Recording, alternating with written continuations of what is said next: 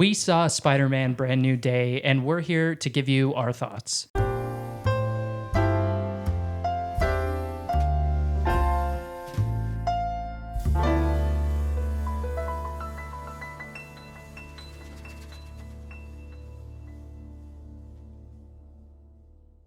Spider-Man Brand New Day stars Tom Holland, Zendaya, Sadie Sink, Jacob Batalon, John Bernthal, Mark Ruffalo, Tremel Tillman, and Michael Mando. Directed by Destin Daniel Cretton. I can't believe our first hit MIT! MJ, come on, pretend like you're not the happiest you've ever been in your entire life. I can't. I knew it!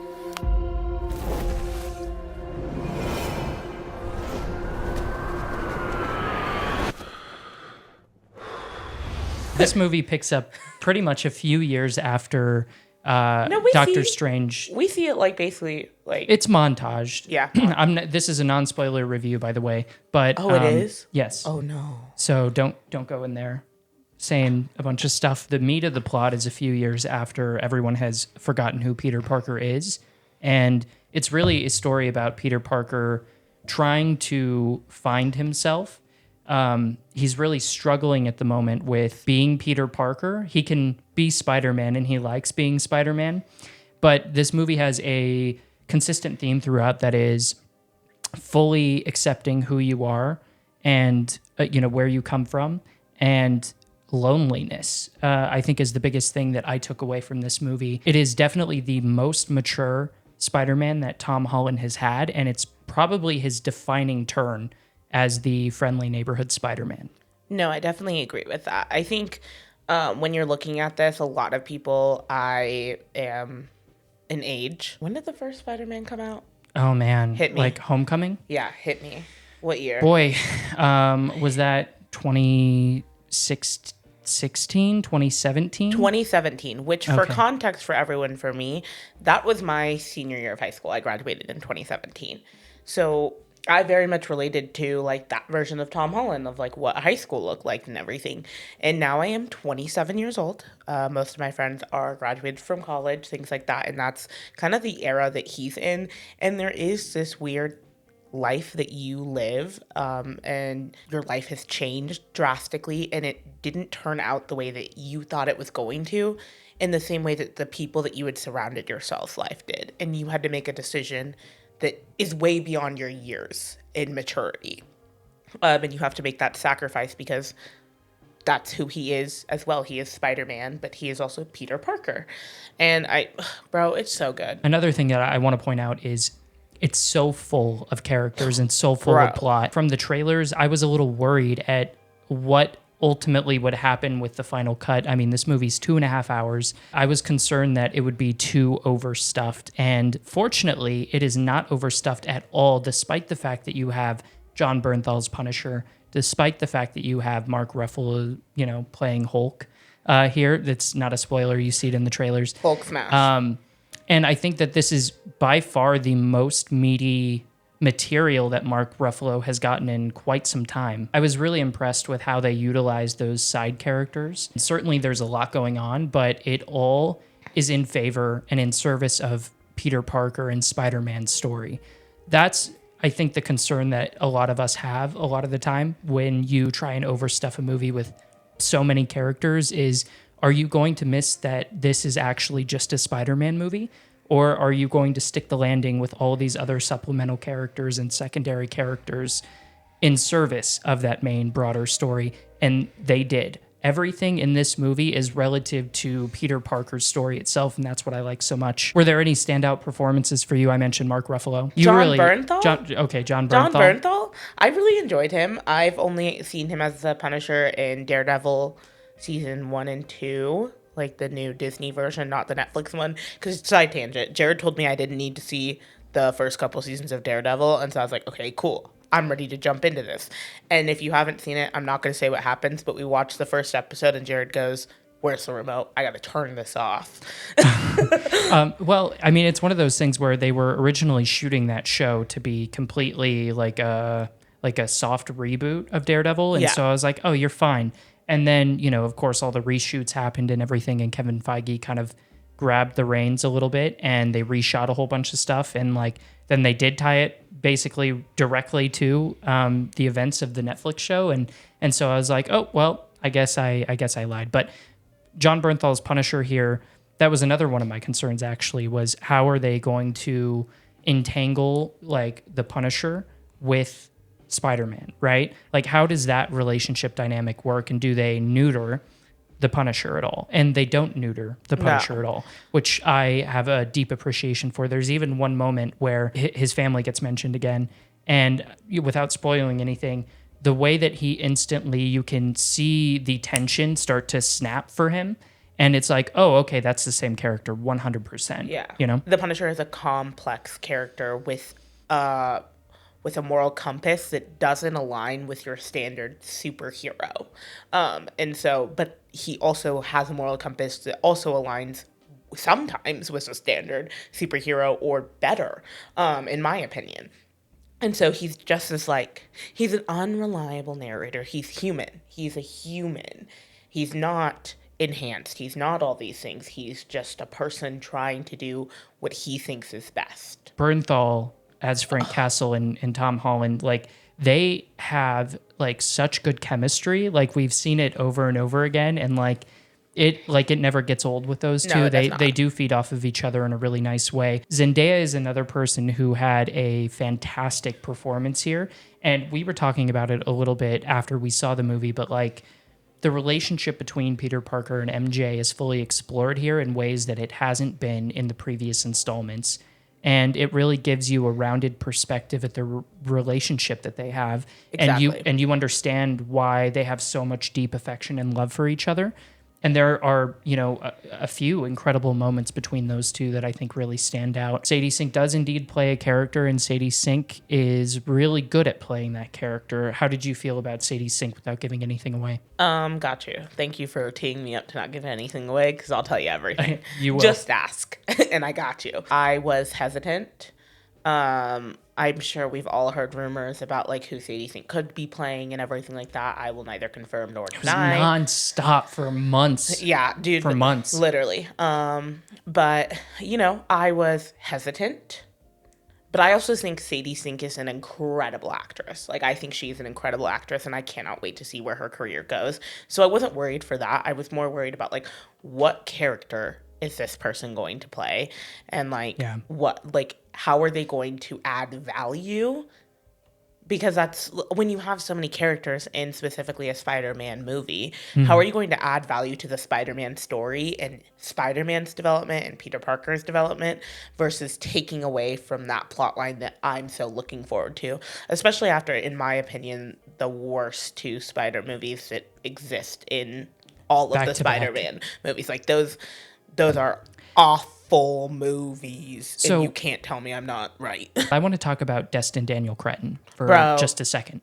No, you don't even get to talk. Shut your mouth. Okay, you talk. Yeah, you didn't watch Wonder Man though, so I think I have more right to talk. Okay, but go ahead. But you didn't like Shang-Chi the way that I did. You didn't feel. Yeah, I did. How many times have you seen it?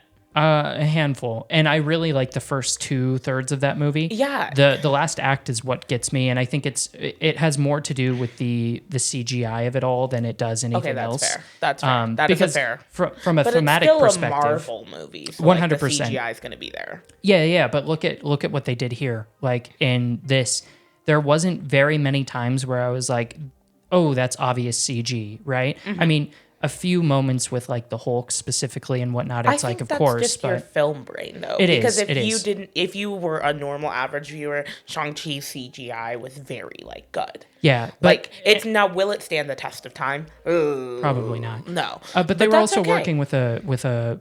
They had way more of a budget on this movie, and rightfully so. This movie is already at over 900 million worldwide in its opening weekend. It's the second biggest today's opening. Not even over. I love Shang-Chi. Of this second iteration in the multiverse saga, whatever you want to call it, the shit show that this has been, I loved that movie. And when I saw it, I was like, wow. And I was like, this is what it looks like when you have someone that takes care, that looks at the story and is like, how can I make you walk into this movie and be like, I could separate this from its brand, where I could tell you, like, standalone, this is a good movie. You could watch Shang-Chi on its own, not watching a Marvel movie, and be perfectly fine. There's some, like, obviously characters that you would be like, what? But for the most part, it's a very well done movie. And it's the care. You don't find, and I'll give Chloe Zhao her credit, I don't like the Eternals for a Marvel movie. And I've said this very, a lot. Very a lot. Yes. How's that? How's that? But, like, Chloe Zhao is an incredible director. Chloe Zhao took care into the Eternals. Now, I don't think it's a very good Marvel movie, and I think even her in retrospect said, I didn't create a Marvel movie, I created a movie, and that might have been my mistake. Destin, like, he took the care to, like, really create a beautiful movie with both Shang-Chi and Brand New Day, and really took the care to be like, I'm going to make this transcend outside of the Marvel brand, while also staying true to, like, a Marvel movie that, like, I just want a good one. Please. I don't. If you love the Infinity Saga the way that I do, and you love these characters so much as intensely as I do, you know how hungry we've been starved. We've been in a drought, okay, for a good Marvel movie. And when I tell you that I was like, wow. It kind of made me feel the same way that, like, and you can hate all you want, but how I felt when I watched the first, like, Russo brothers iteration. It was a very clear, like, vision. Like, Yeah. It was a very clear stylized tone and vision. And they kept that tone. And what I'm really, really, really, please, Kevin Feige, you're never listening to this, but somebody that is listening to this that knows Kevin Feige, come on, we're going to connect. Please keep him. Keep him. He has a beautiful tone that will reset Marvel for this next iteration in such a beautiful way, in such a meaningful way that you will get your fan base back, even if you decide to go a route that I don't want you to go, that you're going to go anyways. I mean, you saw the humanity in the filmmaking in Shang-Chi. You saw the humanity in Wonder Man. It's an incredible show, and it does stand entirely separate from the MCU, except for, like, you know, a couple of moments here and there. And for the most part, even though that we have all these different characters in Brand New Day, he manages to remove the tone from the overall MCU and really focus in on Peter Parker's psychology. And that's what I love so much. There were a couple of moments in this, and I can say the same for Wonder Man, where I, like, felt an emotion. Like, I felt that longing that Tom Holland is able to portray in this movie so intensely in my bones. Damn, this is great stuff, and this is exactly what the MCU should be doing. And I think they did course correct.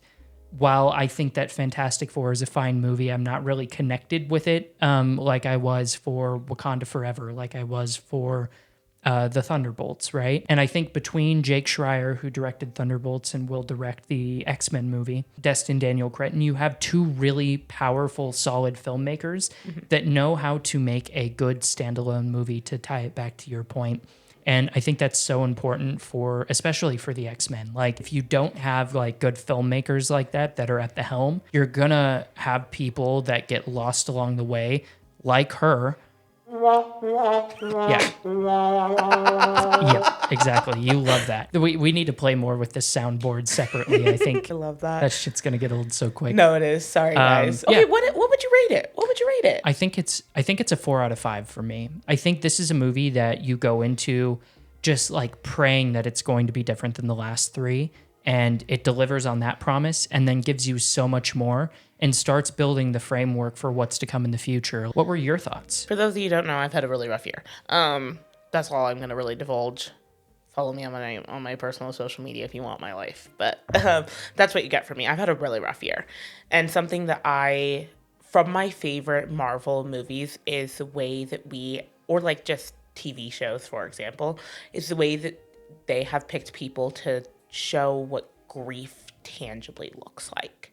And I think of WandaVision, and I think of the grief that we saw, because I'm doing a Marvel rewatch, by the way, that we see of Tony Stark in Iron Man 2, where he's like, my father didn't like me much, you know, and he's dealing with that regret, the shame that he feels, those complex feelings that come with grief. And Obviously, we all know what happens in the previous Spider-Man, No Way Home, and I couldn't even remember the name. It doesn't exist in my head. But the way that we talk about the grief in this movie, and it's not such a heavy theme, which I think is so important because I think people get lost in like Everything is like intense. It's Yeah. either a 0 or a 10. No, exactly. Yeah. Like grief, if you've ever experienced grief, grief doesn't have to be all consuming the way it was for Wanda. It's not. It's not like that for everyone. Sometimes it's a random day. And there's a moment in there, and at some point we will talk about it because it's so, so, so important to me, that if you're ever like with someone that's going through grief, that is probably for me the most accurate that it looks like for grief. And I think it's so important to show that. And it's also the grief of like the decision that he made where he lost people that like that are still there. And people don't talk His about chosen family. No, exactly. And and people don't talk about what it's like to grieve people that are still alive. It is, to me, this movie is literally the fundamentals of him grieving the version of Peter Parker and Spider-Man that he used to be and coming to that full acceptance on who he has to be today. And it goes through that process throughout the entire movie. Yeah. Like you go through every stage, every phase, and it's beautiful. It really is beautiful. Overall, honestly, for me, 12 out of 5. It's fair. Two things that we didn't mention. Michael Giacchino's score. Bruh. Fantastic. The score is great. Destin Daniel Cretton also directs some of these action set pieces with such grandioso almost. Like he is so good at connecting what's actually happening on a thematic level to the action that is very present on screen, during some of the bigger moments. You're just holding that frame on the action that's occurring rather than using those quick cuts Exactly. to kind of try and drum up the fact that there's more going on than there really is. And so you really get to see the fighting a little bit more here, and I really appreciate that, and it adds this kinetic energy to every set piece when we do get to them. So there were some moments in here that felt so comic booky, like he just pulled them directly from the comic. Exactly. And like some of the slow-mo frames I'm thinking about, and you Yeah. can overuse slow-mo, but they're done really tastefully here. Tom Holland Spider-Man movie, rank them. Number 4 is Far From Home. Agreed. Has to be. Agreed. Number 3 is probably No Way Home. Also agreed. Is just nostalgia, really. Like, the more and more I think about that movie, it's like, yeah, it was really cool. It was really cool to see. It was a good Exactly. experience. A good standalone movie, maybe not so much. Number 2, Homecoming. Brand New Day knocked Homecoming out for you. Yeah, what's your ranking? It's gonna have to be Homecoming for number 2. Yeah. Ooh, you were struggling with that when we had talked about it a couple days ago. Yeah, I was. yeah. But like, when I really think about it, and maybe it's because of the phase of life that I'm in, that Brand New Day aligns so much with the phase of life I'm in currently. Before we go, I would like to tell you all a fun story of when we went to the movie theater. I walk into the movie theater with Jared. We're going to our spots. He's walking ahead of me. And this guy goes, psst, and then he goes, Chew. And Jared goes, do you know them? And I just kind of did it back. I was like, huh? And then I went, Chew. And then he's like, do you know them? And I said, no. I was like, no, I do not know them. And then afterwards, I looked at them as we were leaving and I said, hey. And they looked at me and I went, Chew. And so if that tells you anything, that like sometimes the Marvel community, we are nice to each other. Yeah. And we don't just fight in the comments about who's right. All right, everyone. Thank you so much for checking out the review. We're glad to be back. We said that we were going to try and stick our reviews mostly in Cine-ish, but I feel like when we want to talk about a movie, good or bad, we're going to come talk about it. Yeah, we're going to talk about it. So make sure to go over and follow us on all socials, support us on Ko-Fi. Link is down in the description, and we'll see you in the next video. Bye. Bye.